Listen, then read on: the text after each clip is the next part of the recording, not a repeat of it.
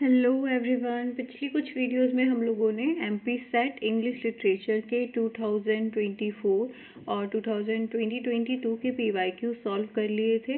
आज मैं आपके लिए एमपी सेट के 2018 इंग्लिश लिटरेचर के क्वेश्चंस लेके आई हूँ। इसमें आंसर की भी इंक्लूडेड है, तो पहले आप खुद से कोशिश करना आंसर देने की, फिर मैं आपको आंसर रिवील करूँगी। तो स्टार्ट करते हैं। पहला क्वेश्चन है, which of the following works by Chaucer is often called a novel in verse. तो इनमें से चौसर का कौन सा वर्क नोवेल इन वर्स कहलाता है? तो हम ऑप्शंस वाइज एक्सप्लोर करते हैं, जब तक आप अपना आंसर जो है OMR में फिल कर सकते हैं, जिससे आपकी प्रैक्टिस भी हो जाए। ठीक है, मैं थोड़ा सा पॉज लूँगी हर एक क्वेश्चन के बाद, ताकि आप पहले आंसर कर सको, फिर मैं ऑप्शंस एक्सप्लेन करती हूँ। तो पहला ऑप्शन देख लेते हैं हम, द बुक ऑफ द ड्यूचेस, जो कि 1368 में आया था। ठीक है, ये चौसर की अर्लीस्ट पोएम मानी जाती है। और अगर इस ऑप्शन से नेक्स्ट क्वेश्चन बनेगा तो ये बन सकता है कि इनमें से एलिजी कौन सी है। तो बुक ऑफ द ड्यूचेस एक एलिजी है, और किसकी मेमोरी में ये एलिजी लिखी गई थी? ये ब्लांच ऑफ लैनचेस्टर की मेमोरी में लिखी गई थी। ब्लांच ऑफ लैनचेस्टर की मेमोरी में इन्होंने ये एक एलिजी लिखी थी चौसर ने। ठीक है, और ये एक ड्रीम विजन पोएम है। ये क्या है? एक ड्रीम विजन पोएम है। ड्रीम विजन पोएम है बाय जॉफ्री चौसर। ठीक है, नेक्स्ट जो अपना ऑप्शन है हम उसको देख लेते हैं। नेक्स्ट ऑप्शन है the legend of good women. ठीक है, ये फ्रेम नैरेटिव में लिखा है चौसर ने। इसमें कुछ विमेंस की स्टोरी दी है फ्रॉम क्लासिकल मैथोलॉजी, क्योंकि पहले जो वर्क थे चौसर के, उसमें ऐसा बताया गया था कि मैन को बिट्रे किया जा रहा है बाय विमेन, लेकिन इन्होंने लेजेंड ऑफ गुड विमेन बनाया कि विमेन भी गुड हो सकती हैं, और मैन अब क्या कर रहे हैं? विमेन को बिट्रे कर रहे हैं। Women is betrayed by man. ठीक है, इसमें कौन कौन सी विमेन है? क्लियोपैट्रा के बारे में इन्होंने बोला है। ठीक है, क्लियोपैट्रा, डीडो, इसके अलावा थिस्बे करके एक विमेन है। ठीक है, तो ये इनके बारे में लिखा है इन्होंने, और ये आयम्बिक पेंटामीटर में लिखी गई है। आयम्बिक पेंटामीटर कपलेट्स में लिखी गई है, और ये एक सीरीज ऑफ लेजेंड्स है। ठीक है, ये जो है ड्रीम विजन पोइट्री थी, और लेजेंड ऑफ गुड विमेन क्या है? सीरीज ऑफ लेजेंड्स है। ट्रायलिस एंड क्रिसीड की बात करें तो ये 1380 में बहुत ज़्यादा फेमस वर्क है। ट्रायलिस एंड क्रिसीड का पूछ सकते हैं कि ये किस पे बेस्ड है? तो ये बोकाशियो का एक वर्क था, फिलोस्ट्रेटो, उस पे बेस्ड है। बोकाशियो का एक वर्क है फिलोस्ट्रेटो, उस पे बेस्ड है। ठीक है, और इसकी सेटिंग क्या है? Trojan war. इसकी सेटिंग क्या है? ट्रोजन वॉर है। ट्रोजन वॉर के अराउंड लिखी गई है। 5 बुक स्ट्रक्चर है। अब ये किस में लिखी गई है? राइम रॉयल में लिखी गई है। राइम रॉयल स्टैंजा में इसको लिखा गया है। राइम रॉयल स्टैंजा कैसा होता है? ए बी बी सी सी। ठीक है, और ये इसको हम क्या बोल सकते हैं? इसको हम नोवेल इन वर्स बोल सकते हैं। क्यों? क्योंकि इसका एक स्ट्रॉन्ग प्लॉट स्ट्रक्चर है ना, कैरेक्टर की कॉम्प्लेक्सिटी को बताया गया है, और ये एक तरीके की रोमांटिक ट्रेजेडी है। तो ये रिजेंबल करती है जो भी हमारा मॉडर्न नोवेल का स्ट्रक्चर है उसको, बट ये किस फॉर्म में लिखी गई है? पोइट्री के फॉर्म में लिखी गई है। और अगर फोर्थ ऑप्शन अगर हम देखें तो Canterbury Tales very famous work 1387 हम इसकी डेट बोल सकते हैं, है ना। वैसे तो प्रॉपर डेट पता नहीं है। और ये क्या करते हैं? कैंटरबरी टेल्स में पिलग्रिमेज के लिए जाते हैं टू दी कैंटरबरी, है ना। इसमें 24 टेल्स इंक्लूड होती हैं, और ये किस में लिखा गया है? ये हीरोइक सटायर में लिखा गया है। किस में लिखा गया है? हीरोइक कपलेट्स में लिखा गया है, सॉरी। ठीक है, और ये एक कलेक्शन ऑफ टेल्स है, इसलिए हम इसको नोवेल इन वर्स तो नहीं बोलेंगे। तो अभी तक हमने नोवेल इन वर्स कौन सी देखी है जो कि नोवेल के कैरेक्टरिस्टिक्स को फॉलो कर रही है? ट्रायलस एंड प्रोसीड। तो इसका आंसर क्या हो जाएगा? सी, ट्रायलस एंड प्रोसीड। बाकी भी चौसर के वर्क्स इंपॉर्टेंट हैं। ठीक है, Life is but a walking shadow, a poor play that struts and treads his hour upon the stage and then is heard no more. It is a tale told by an idiot full of sound and fury. So tale told by an idiot full of sound and fury एक Shakespeare का work है। ठीक है, तो the above words are uttered by character in, तो Shakespeare का work है, तो इसमें कौन से कैरेक्टर ने, सॉरी इसका आंसर मैं हाइड नहीं कर पाई, कौन से कैरेक्टर ने इसको बोला है, तो मैकबेथ में पहले हम और जो है आंसर्स डिस्कस कर लेते हैं। किंग लियर की बात करें तो ये एक ट्रेजिडी है ना, और ओथेलो की बात करें तो ये भी एक ट्रेजिडी है, ट्रेजिडी ऑफ जेलेसी बोल सकते हैं, और इसकी फेमस विलेन का नाम क्या है, इयागो। ठीक है, इसके फेमस विलेन के नाम क्या है, इयागो। इनका एक फेमस लाइन है, ओ बिवियर माय लॉर्ड ऑफ जेलेसी, है ना, तो जेलेसी को एक्सप्लोर करता है ये। मैकबेथ जो है, मैकबेथ 1606 में आई थी, 1606। ये फेमस क्या बोली जाती हैं, ट्रेजेडीज बोली जाती हैं शेक्सपियर की। और मैकबेथ जो है एक स्कॉटिश ट्रेजेडी थी, 1606 में आई थी, स्कॉटिश ट्रेजेडी थी। ठीक है, और ये जो फॉलोइंग कोट है ये एक्ट 5 सीन 5 में आता है, एक्ट 5 सीन 5 में आता है। ठीक है, और ये मैकबेथ बोलता है after hearing of lady Macbeth's death. ठीक है, और tomorrow and tomorrow and tomorrow करके बोलता है, जिसका मतलब होता है कि लाइफ जो है बहुत ज़्यादा मीनिंगलेस है, life is but a walking shadow, है ना, ह्यूमन एग्जिस्टेंस बहुत ज़्यादा टेम्परेरी है, निहिलिस्टिक टोन है एक तरीके की। साउंड एंड फ्यूरी जो है ये केओस बताता है विदाउट एनी मीनिंग। ठीक है, तो वॉकिंग शेडो की बात हो रही है यहाँ पे, तो आप उससे ही पता लगा सकते हो। साउंड एंड फ्यूरी की बात हो रही है कि ये किससे आएगा, मैकबेथ से आएगा, क्योंकि इट इज़ सिग्निफाइंग नथिंग। और मैकबेथ में ये जो है एक फेमस एक्ट 5 का सोलिलोक्यू है, बहुत ज़्यादा फेमस है। ठीक है, हैमलेट का आपको पता ही है कि ये भी एक, इसकी भी एक सोलिलोक्यू बहुत ज़्यादा फेमस है, टू बी और नॉट टू बी करके, है ना। और अगर आपको एक ट्रिक याद करनी हो तो आप इसको HOKM से याद कर सकते हैं कि सबसे पहले हैमलेट आया है 1599 में। ठीक है, 1599 से हम 1601 तक बोल सकते हैं, लेकिन सबसे पहले हैमलेट ही आया है। फिर ओथेलो का अगर हम बोलें तो 1603 से 1604 बोल सकते हैं, एक एक ईयर छोड़ के फिर आएंगे, है ना। फिर किंग लियर आएंगे 1605 में, और मैकबेथ जो है 1606 में। सो ऐसे कर सकते हो आप 3, 5 एंड 6। तो आपको बस HOKM याद रखना है। और मैकबेथ की क्या डेट थी, 1606। नेक्स्ट क्वेश्चन पे मूव करते हैं।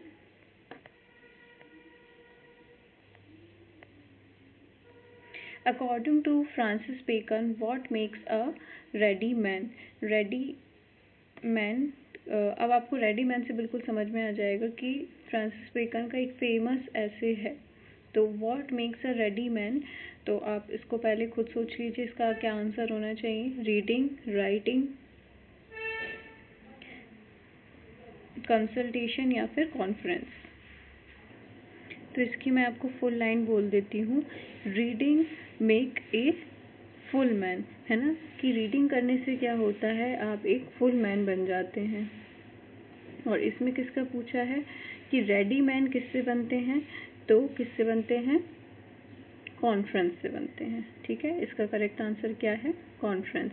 कि रीडिंग तो क्या बनाती है, आपको एक फुल मैन बनाती है, और जो कॉन्फ्रेंस है वो आपको क्या बनाती है, एक रेडी मैन बनाती है।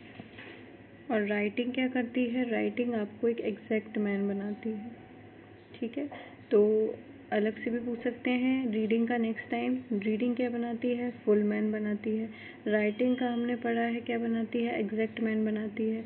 और रेडी मैन कौन बनाती है, कॉन्फ्रेंस। ठीक है, पूरी लाइन क्या है, reading make full man, conference ready man, and writing and exact man. ठीक है, और ये फेमस लाइंस किसकी हैं, फ्रांसिस बेकन के ऐसे ऑफ स्टडीज़ की हैं, किसकी हैं, ऑफ स्टडीज़ की हैं, जो कि कब आया था, 1597 में आया था, और इसके फिर फर्दर एडिशंस भी हुए थे 1612 और 25 में। तो इसका आंसर क्या हो जाएगा, डी, कॉन्फ्रेंस। नेक्स्ट क्वेश्चन है, दांते has use dash in divine comedy. दांते का फेमस वर्क है डिवाइन कॉमेडी, जो कि 1308 के अराउंड लिखा गया था। ठीक है, दांते का पूरा नाम क्या है? दांते एलिजिरी, जिनका फेमस वर्क है डिवाइन कॉमेडी। आपको एक ही वर्क इनका याद रखना है, डिवाइन कॉमेडी। तो उसमें किस चीज़ का यूज़ किया गया है? तो आप अपना पहले आंसर लिख लीजिए, फिर मैं आपको ऑप्शंस एक्सप्लेन करती हूँ। पहला ऑप्शन है मोनोराइम। मोनोराइम में आपको पता चल गया होगा कि ये एक ही राइम की बात कर रहा है, कि सेम राइम रहेगी थ्रू आउट दी पोइट्री। ठीक है, और लाइम ब्रिक का मतलब क्या होता है? लाइम ब्रिक में जो है 5 लाइन की स्टैंजा यूज़ होती है, ए ए बी बी ए ए करके। ठीक है, ए ए बी बी ए करके। और जो टर्ज़ा राइमा, आपने देखो इसका नाम नहीं सुना होगा, इसका नाम नहीं सुना होगा, लेकिन टर्ज़ा राइमा का नाम आपने ज़रूर मतलब सुना होगा, क्योंकि ये दांते ने ही इन्वेंट किया था। और इसकी एक इंटरलॉकिंग राइम स्कीम होती है। इंटरलॉकिंग मतलब कि जैसे यहाँ पे आया ए बी ए, तो अब ये वाला बी उठ के आएगा तो फिर हो जाएगा बी सी बी, फिर ये वाला सी उठ के आ जाएगा तो हो जाएगा सी डी सी, देन हम डी पिक करेंगे, डी ई डी। तो ये टर्ज़ा राइमा होता है, इंटरलॉकिंग राइमिंग स्कीम होती है इसकी। आयम्बिक पेंटामीटर में भी लिखा गया है डिवाइन कॉमेडी। ठीक है, तो ये एक तरीके से हम बोल सकते हैं डिवाइन कॉमेडी टर्ज़ा राइमा का यूज़ इसमें हुआ है। और दांते से रिलेटेड एक और फैक्ट इम्पॉर्टेंट है डिवाइन कॉमेडी से रिलेटेड, कि डिवाइन कॉमेडी में स्ट्रक्चर एक फॉलो किया जाता है, जिसमें पहला है इन्फर्नो। इन्फर्नो मतलब इन्फीरियर, लाइक हेल, हेल की बात कर रहे हैं इसमें। ठीक है, फिर एक होता है परगेटेरियो, परगेशन की बात जिसमें की जाती है। आपने परगेशन की बात सुनी होगी, एरिस्टोटल ने भी की थी। फिर पैराडीसो, पैराडाइज मतलब क्या होता है? हेवन। तो पैराडीसो क्या हो गया? हेवन। तो इस तरीके से 3 हम स्ट्रक्चर बोल सकते हैं डिवाइन कॉमेडी के, और इसमें 100 कैंटोज हैं टोटल। तो ये आप याद रखना डिवाइन कॉमेडी के बारे में। ठीक है, तो और इसका आंसर क्या हो जाएगा? टर्ज़ा राइमा।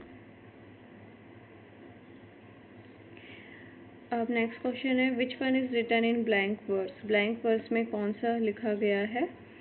तो आप पहले अपना आंसर सोच लीजिए, फिर मैं आपको ऑप्शंस एक्सप्लेन करूँगी। तो पहला है डन का द फ्ली। जॉन डन आपने नाम सुना होगा, तो इनका फेमस वर्क है द फ्ली, जो कि एक मेटाफिजिकल पोएम है।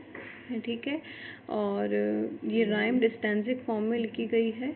और ये पूछा जाता है कि फ्ली किसका सिंबल है? तो फ्ली सिंबल है यूनियन का। कंसीट का मतलब कंसीट पूछते हैं कि ये क्या सिंबल दर्शा रहा है, तो फ्ली किसको दर्शा रहा है? यूनियन को दर्शा रहा है। कंसीट का यूज़ किया है इसमें।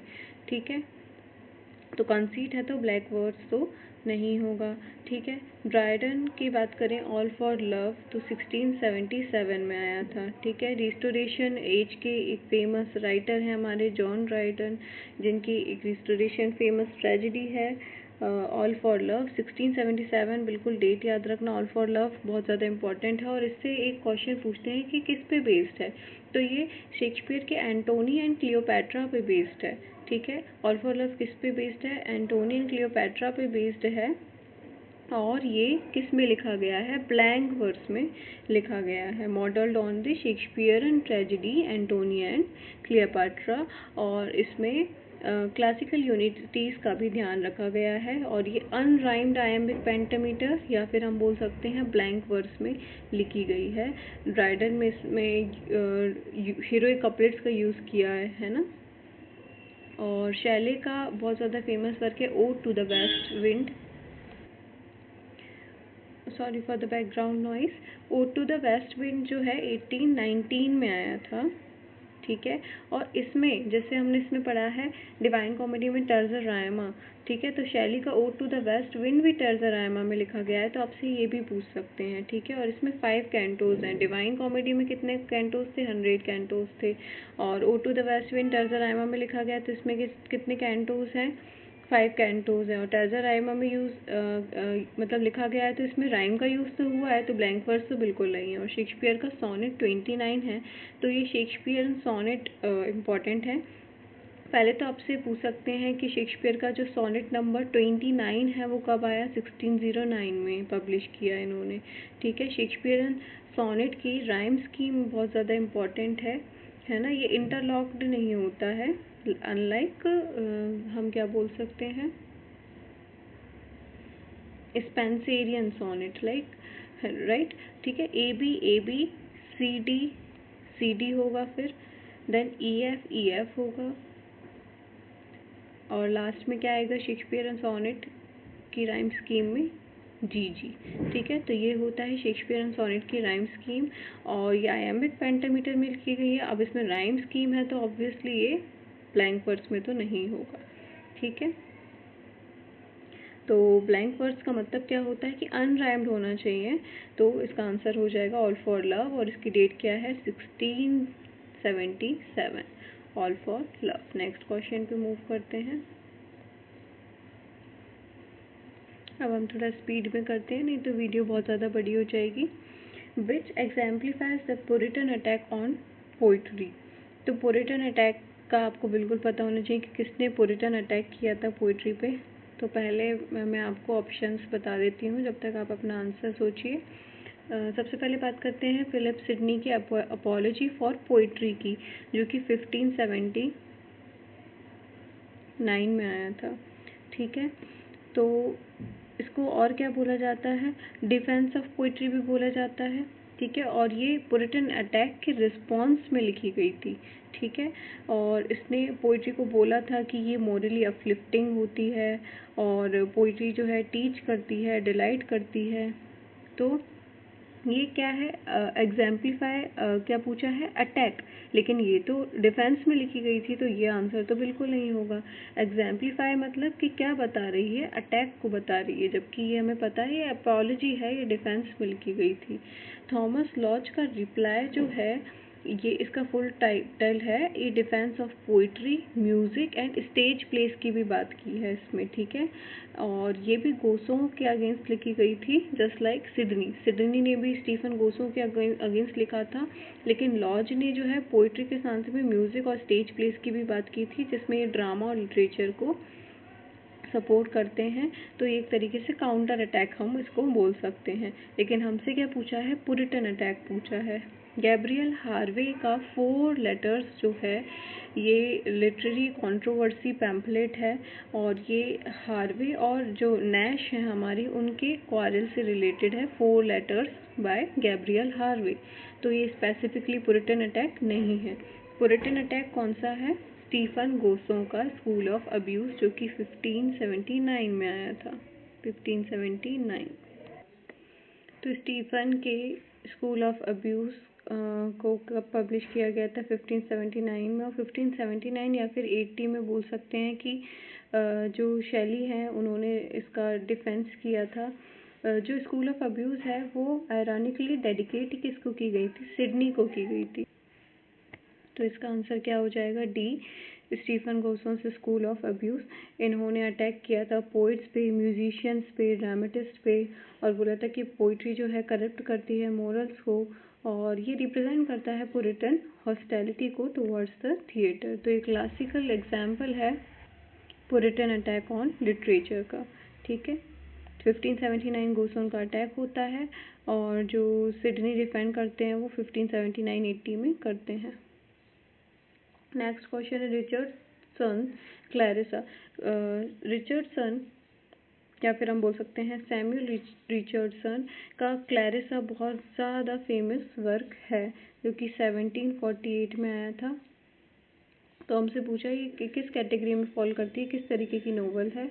तो मैं आपको एक एक करके एक्सप्लेन कर देती हूँ जब तक आप अपना आंसर सोचो। एपिस्टोलरी नोवेल क्या होता है? ये लेटर के फॉर्म्स में लिखी जाती है, ठीक है। और जो नेक्स्ट है साइकोलॉजिकल नोवेल, तो ये इनर कॉन्शियसनेस पे फोकस करती है। ठीक है। और ये थोड़ी सी टेक्निकल हो जाती है एपिस्टोलॉजी से, क्योंकि इनर जो कॉन्शियसनेस है उस पर बात करती है।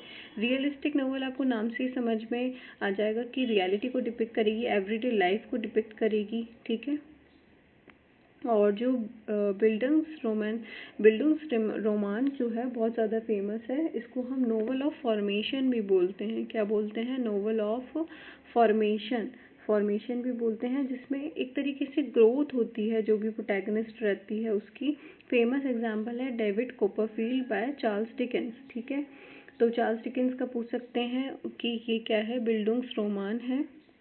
इसको हम नोवेल ऑफ फॉर्मेशन बोलते हैं, और इसमें जो ग्रेजुअल ग्रोथ होती है प्रोटैगनिस्ट की, ठीक है।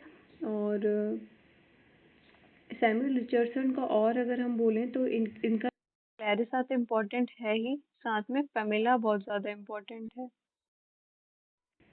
तो इसका आंसर क्या है? इसका आंसर है रिचर्डसन का जो क्लैरिसा है वो क्या है? एक एपिस्टोलरी नोवेल है। मतलब ये किसके फॉर्म में लिखी गई है? लेटर्स के फॉर्म में लिखी गई है, ठीक है। नेक्स्ट क्वेश्चन देखते हैं। नेक्स्ट क्वेश्चन है which among the following is not a tragic comedy. तो इसमें से ट्रेजिडी और कॉमेडी दोनों का मिक्सअप किसमें है? द केयरटेकर बहुत ही ज़्यादा फेमस वर्क है हैरोल्ड पिंटर का, है ना, जो कि 1960 में आया था। इसकी डेट भी इम्पोर्टेंट है। और ये भी क्वेश्चन पूछा जा सकता है कि कॉमेडी ऑफ मीनेस का बहुत ही ज़्यादा फेमस एग्जाम्पल है कॉमेडी ऑफ मीनेस का। डार्क ह्यूमर की बात करता है, और इसको ट्रेजी कॉमेडी हम बोल सकते हैं, ठीक है। वेटिंग फॉर गोडोट जो है फेमस एग्जाम्पल है थिएटर ऑफ एब्सर्ड का, ठीक है। कॉमेडी ऑफ मीनेस का बोलेंगे तो केयरटेकर, और थिएटर ऑफ एब्सर्ड का बोलेंगे तो वेटिंग फॉर गोडोट बहुत ज़्यादा इंपॉर्टेंट है।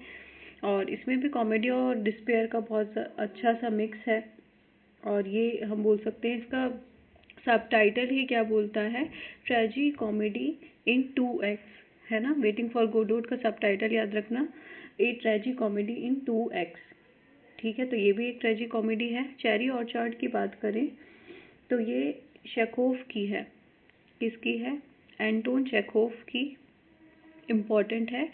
चेरी ऑर्चर्ड ये जो है ट्रेजिक अंडरटोन्स को कैरी करती है, और इसलिए इसको भी हम ट्रेजी कॉमिक नेचर बोल सकते हैं। लेकिन स्कूल फॉर स्कैंडल जो है ये रिचर्ड ब्रिंसले शेरिडन ने लिखा है। किसका है? स्कूल फॉर स्कैंडल शेरिडन का है, और ये 1777 में परफॉर्म किया गया था। and it is a famous example of restoration comedy of manners के लिए फेमस है।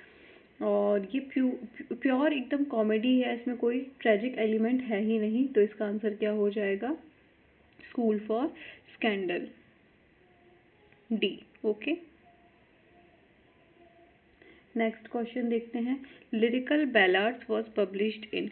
लिरिकल बैलाड्स फेमस किसका वर्क है? विलियम वर्ड्सवर्थ का, बिल्कुल नहीं भूलना है। और किसके साथ में लिखा था इन्होंने? सैमुअल टेलर कॉलरिज के साथ में इन्होंने लिखा था। और इसकी बिल्कुल आपको फेमस है तो आपको डेट याद होनी चाहिए, 1798। इसके अलावा प्रीफेस टू लिरिकल बैलाड्स किसने लिखा था? वर्ड्सवर्थ ने लिखा था 1800 में। तो इसकी डेट क्या हो जाएगी? 1798। इसका फर्स्ट एडिशन 1798 में आया था, ठीक है। और ये एनोनिमस पब्लिकेशन थी, ब्रिस्टोल में इसको पब्लिश किया गया था। जबकि सेकंड एडिशन जो 1800 में आया था ये इन्होंने 1800 में लिखा विथ वर्ड्सवर्थ फेमस प्रीफेस, ठीक है। और फिर इसको 1802 में और ज़्यादा एक्सपेंड किया गया, ठीक है। और इसके अंदर फेमस पोएम्स जो इंक्लूड की गई है, एस टी कॉलरिज की राइम ऑफ द एंशिएंट मैराइनर बहुत ज़्यादा इंपॉर्टेंट है। वर्ड्सवर्थ की टिंटन एबी बहुत ज़्यादा इंपॉर्टेंट है, ठीक है। नेक्स्ट क्वेश्चन देख लेते हैं अब। इसका आंसर क्या हो जाएगा? 1798। विच विमेन नोवेलिस्ट रॉट फ्रैंकेस्टीन। फ्रैंकेस्टीन बहुत ज़्यादा फेमस वर्क है, 1818 में आया था। आपको बताना है कि कौन सी विमेन नोवेलिस्ट ने इसको लिखा था। एलिजाबेथ गैस्किल का फेमस वर्क है मैरी बार्टन और नॉर्थ एंड साउथ करके, ठीक है। विक्टोरियन नोवेलिस्ट हैं ये।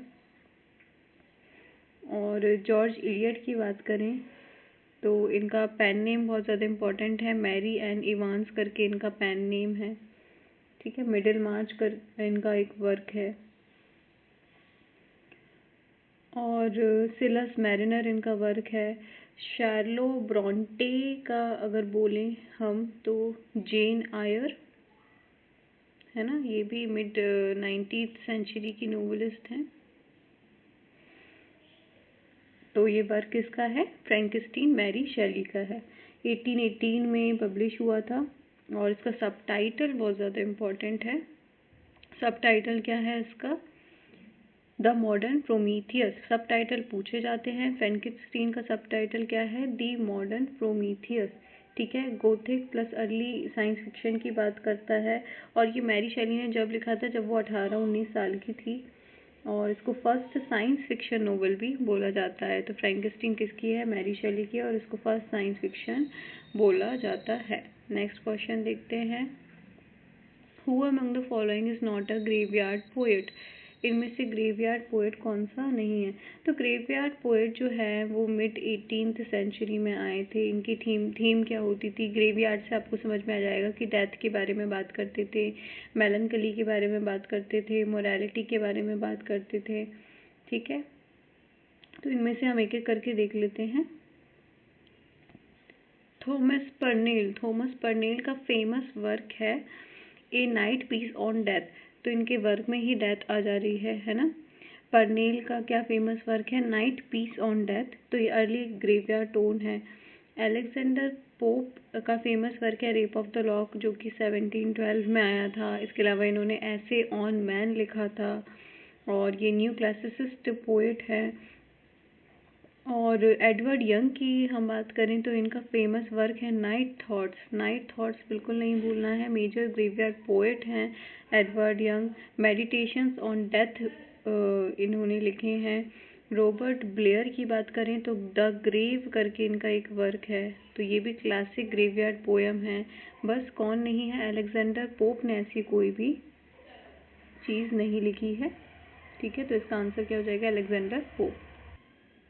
नेक्स्ट क्वेश्चन देखते हैं।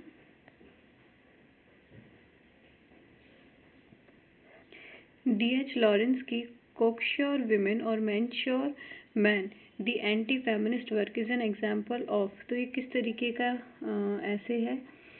तो हम ऑप्शन का एनालिसिस कर लेते हैं पहले। इंफॉर्मेटिव ऐसे क्या होता है कि किसी फैक्ट को प्रेजेंट करेंगे, ये है ना, कोई इमोशनल परसुएशन नहीं होगा। डिस्क्रिप्टिव में किसी पर्सन को, किसी प्लेस को, किसी थिंग को या किसी इमेजरी को डिस्क्राइब करेंगे, है ना।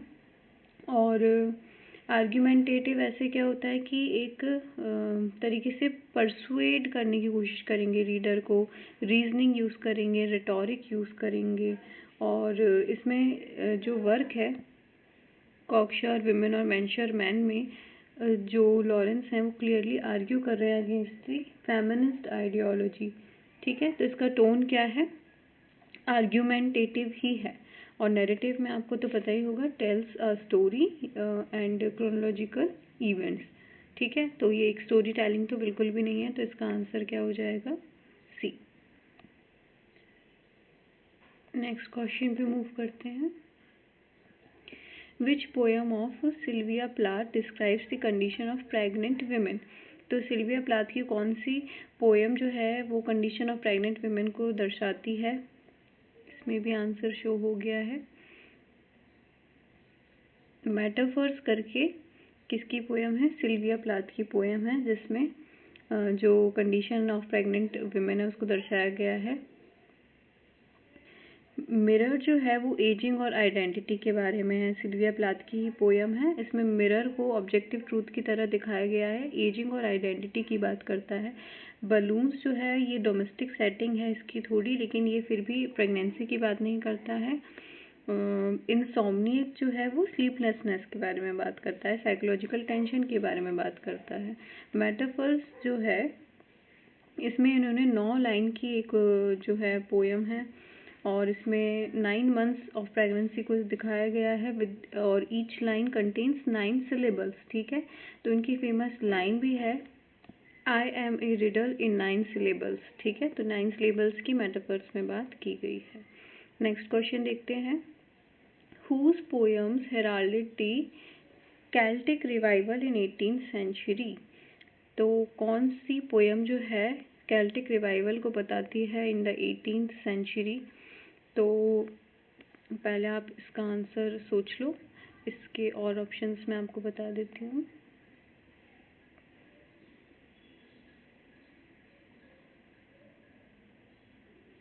Eric Linklater, James Macpherson.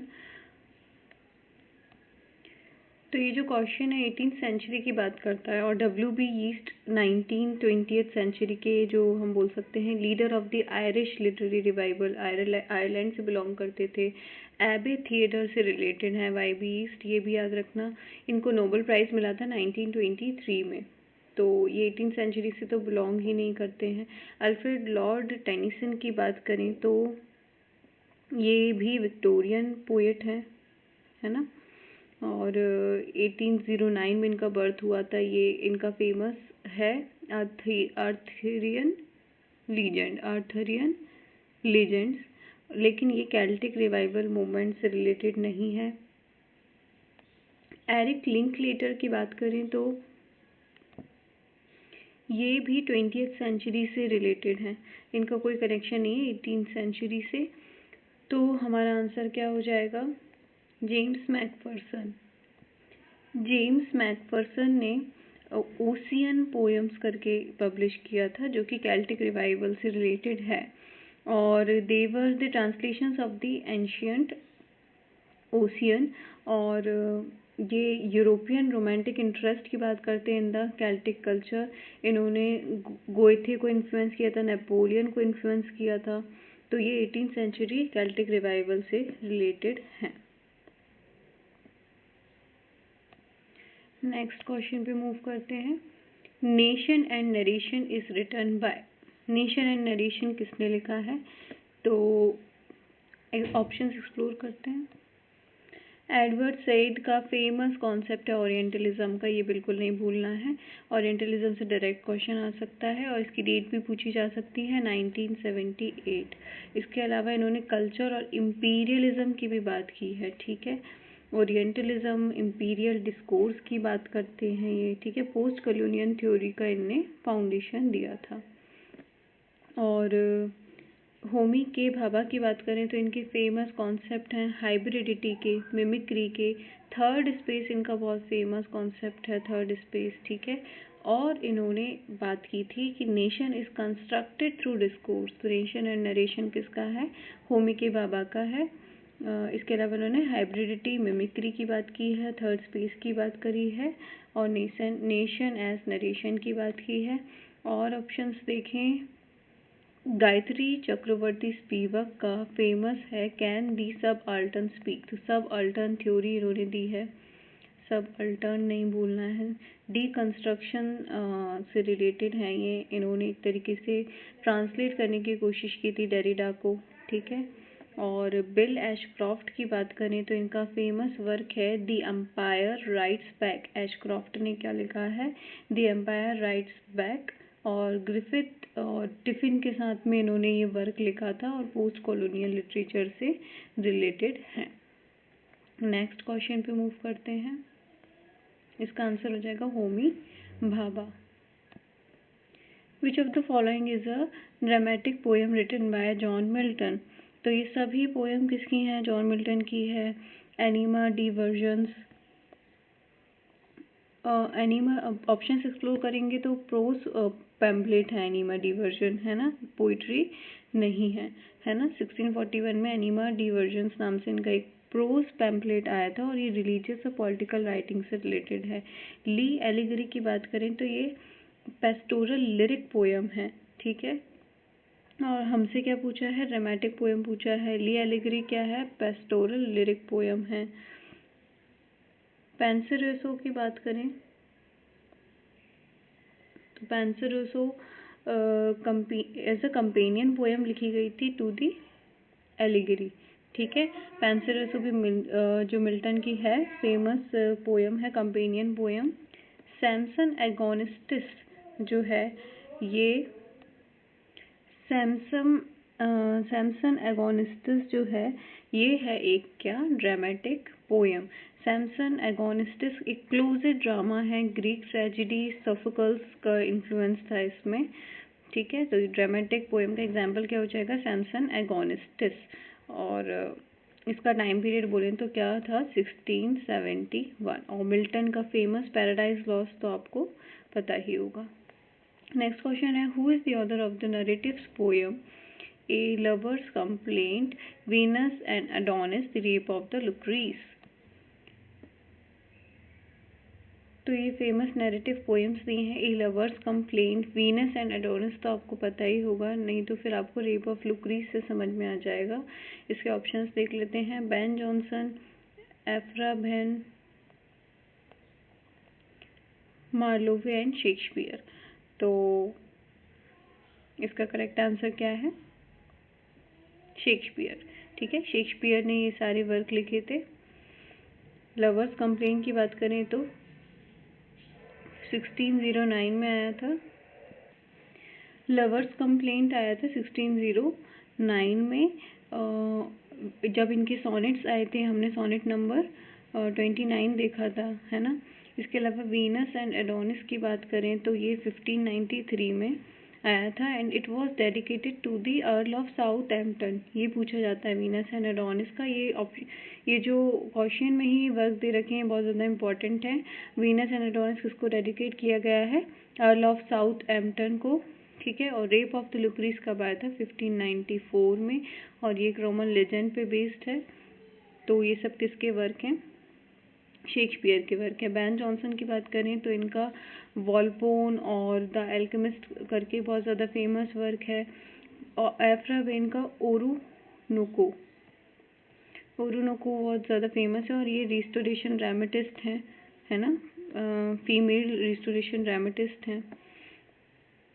और ऑप्शंस एक्सप्लोर करें तो मार्लोवे का डॉक्टर फॉस्टस बहुत ज़्यादा इम्पोर्टेंट है, जी ऑफ माल्टा इम्पोर्टेंट है, ठीक है। और शेक्सपियर के तो आपको ट्रेजेडीज और वर्क पता होनी ही चाहिए। नेक्स्ट क्वेश्चन है, which of the following play was written by Wole Soyinka to commemorate the independence of Nigeria. तो वोल सोइनका बहुत ज़्यादा फेमस हम बोल सकते हैं अफ्रीकन राइटर हैं, फर्स्ट अफ्रीकन लॉरिएट थे to win a Nobel prize in literature. तो ये भी याद रखना कि इनको 1986 में नोबेल प्राइज़ मिला था वोल सोइनका को। और ऑप्शंस एक्सप्लोर करते हैं, इसमें पूछा है कि इंडिपेंडेंस ऑफ नाइजीरिया को कमेमोरेट करने के लिए क्या लिखा था इन्होंने। तो पहले ऑप्शन की बात करें, डांस ऑफ द फॉरेस्ट, तो ये इन्होंने 1960 में लिखा था। एंड जो नाइजीरिया की इंडिपेंडेंस है वो 1 अक्टूबर 1960 को मिली थी इनको इंडिपेंडेंस, और ये वर्क जो था उसी के लिए लिखा गया था, specifically written for the independence of Nigeria, ठीक है। द रोड की बात करें तो ये वोल सोइनका का फेमस वर्क है, जो कि रोड को एज मेटाफर की तरह यूज़ करता है। कॉन्गीज हार्वेस्ट जो है ये पोस्ट इंडिपेंडेंस करप्शन की बात करता है।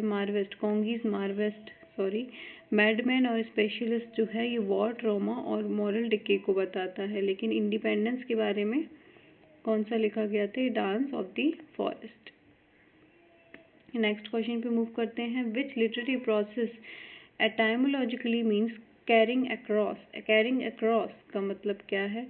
देखो, एनोटेशन क्या होता है, नोट ऐड करना या फिर कमेंट्री ऐड करना। जैसे मैं ये आपको अलग से इसमें कुछ भी लिखवा रही हूँ तो ये एनोटेशन हो गए, है ना। नोट ऐड करना या फिर कुछ मैं जैसे इन ऑप्शंस पे एक तरीके से कमेंट्री कर रही हूँ, कमेंट दे रही हूँ, तो एनोटेट का मतलब ही होता है टू नोट, है ना।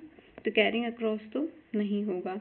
पार्ट्स का मतलब क्या होता है, grammatical analysis of a sentence, कि मैं कोई भी सेंटेंस का ग्रामेटिकल एनालिसिस करूँ, ठीक है। पार्ट्स का मतलब ही होता है पार्ट्स, एक तरीके से हम क्या कर रहे हैं, एनालिसिस कर रहे हैं, ग्रामेटिकल एनालिसिस कर रहे हैं। तो कैरिंग अक्रॉस का मतलब ये भी नहीं है। ट्रांसपोजिशन क्या होता है, चेंजिंग ऑर्डर और पोजीशन, ठीक है, ऑर्डर या फिर पोजीशन चेंज करना। तो ये भी एक तरीके से क्लोज मीनिंग है कि हम क्योंकि प्लेस चेंज तो कर रहे हैं, लेकिन ये जो है लिटरेरी कैरिंग है ऑफ मीनिंग बिटवीन लैंग्वेज, जबकि जो ट्रांसलेशन रहता है ये लैटिन वर्ड ट्रांसलेशियो से आया है, जिसका ट्रांस का मतलब देखो अक्रॉस हो ही जाता है, तो इसमें पोजीशन चेंज हो रही है। और लेटस जो ट्रांसलेशन में लेशन है वो लेटस से आया, और लेटस का मतलब ही होता है टू कैरी, तो कैरिंग अक्रॉस का आंसर क्या हो जाएगा, डी ट्रांसलेशन। ठीक है, movement of meaning from one language to another. Next question पे मूव करते हैं। बेटी फ्राइडन जो हैं बहुत ज़्यादा फेमस एक फेमिनिस्ट हैं, और ये सेकंड वेव फेमिनिस्ट से रिलेटेड हैं। इनका फेमस वर्क है सेकंड सेक्स, तो किसका है, सेकंड सेक्स है सिमोन डी बिवोर का, ये बिल्कुल नहीं भूलना है। ठीक है, सिमोन डी बिवोर का है। इसके अलावा और ऑप्शंस देख लेते हैं। दी फेमिनाइन मिस्टीक किसका है, और सिमोन डी बिवोर की फेमस लाइन है one is not born but becomes a women. और फेमिनाइन मिस्टीक किसका वर्क है, ये है बेटी फ्राइडन का, है ना। और इसके अलावा दूसरे ऑप्शंस देखें तो बेटी फ्राइडन ने क्या लिखा है, the feminine Mystique. A room of one's own Virginia Woolf का फेमस वर्क है, इसकी डेट भी इम्पॉर्टेंट है 1929। इनका मतलब था कि विमेन को जो है वो फाइनेंशियल इंडिपेंडेंस चाहिए एंड स्पेस टू राइट। और थिंकिंग अबाउट विमेन किसका है, ये मैरी एलमैन का है। ठीक है, तो आज हमने कितने क्वेश्चंस कर लिए हैं, 20 क्वेश्चंस कर लिए हैं। बाकी के क्वेश्चंस हम नेक्स्ट वीडियो में करते हैं, क्योंकि 2018 का जो सेट है, ये जो PYQ सेट है, ये बहुत ज़्यादा इम्पॉर्टेंट है, तो हम इसको रश नहीं कर सकते हैं। नेक्स्ट वीडियो में मिलते हैं। बाकी हम कोशिश करेंगे कि पेपर